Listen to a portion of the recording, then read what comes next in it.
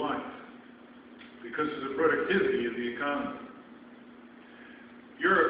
Western Europe has essentially abolished poverty as we know it in its dire straits, affecting over 40 million people in this country because they have that kind of safety net.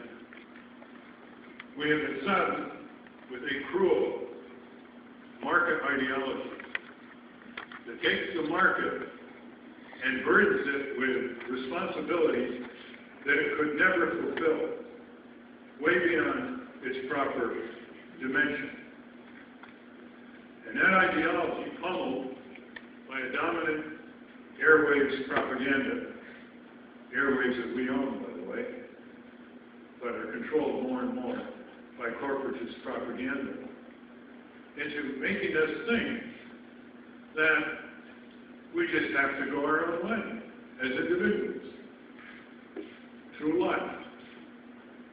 And some of us make it, some of us don't. And it's our fault if we don't.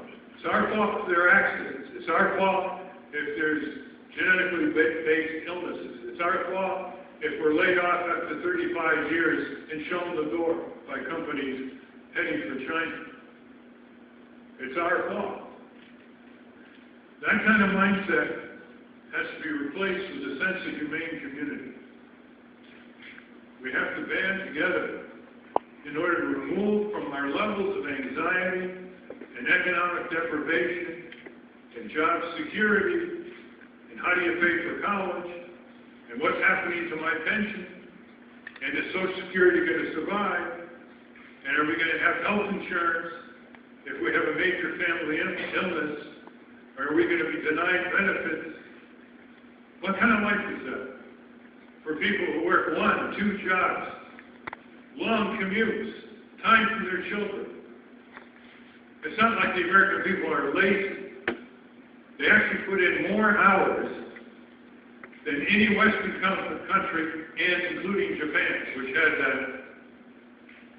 that rating a few years ago. We spend more hours to try to make ends meet than any industrial country in the world. And we're the only industrial country without universal health insurance. Now look at the price that we pay for that. The Institute of Medicine of the Academy of Science estimates that 18,000 to 20,000 Americans a year die because they can't afford health insurance. Just think of it, that's over 6 9/11s every year.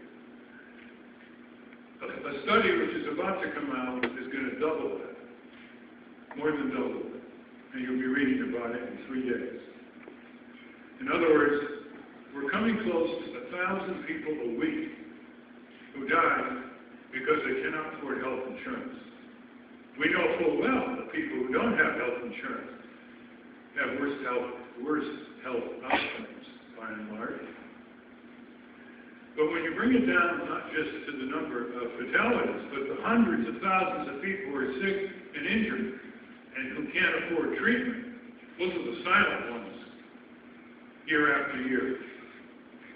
You wonder how much we actually care about ourselves as Americans. Once the flag waving is over, once the national anthem is sung, once the Pledge of Allegiance is articulated, how much do we really care for one another? How can we love America if we don't love Americans? And doesn't that Pledge of Allegiance say it all in the last few words? With liberty and justice for all?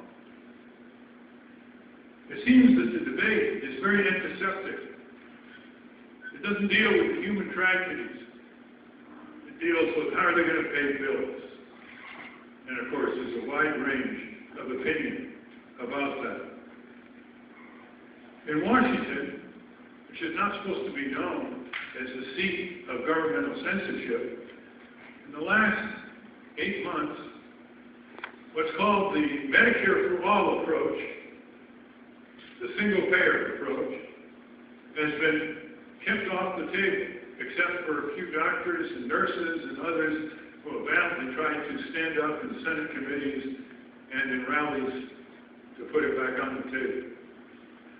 Senator Max Baucus of the Finance Committee, who's considering the legislation, had 15 experts testify one day about health insurance. Not one of them was a single-payer advocate.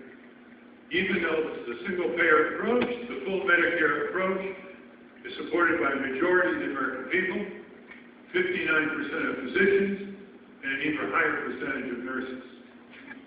And it's kept off the table. What is on the table is a bewildering variety of proposals that have not even been focused in any way by the White House, which has led to the split in the Democratic Party, to the Yahooism of the Republicans, and to the bewilderment of the people who don't even know what they're being asked to support. In other words, the people are not at the table. The victims are not at the table. The people who have to pay and pay and pay don't have any say or say.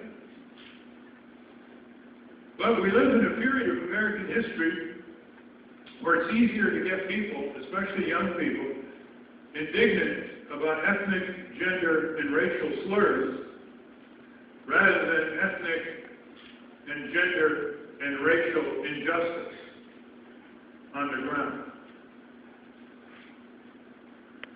And the lack of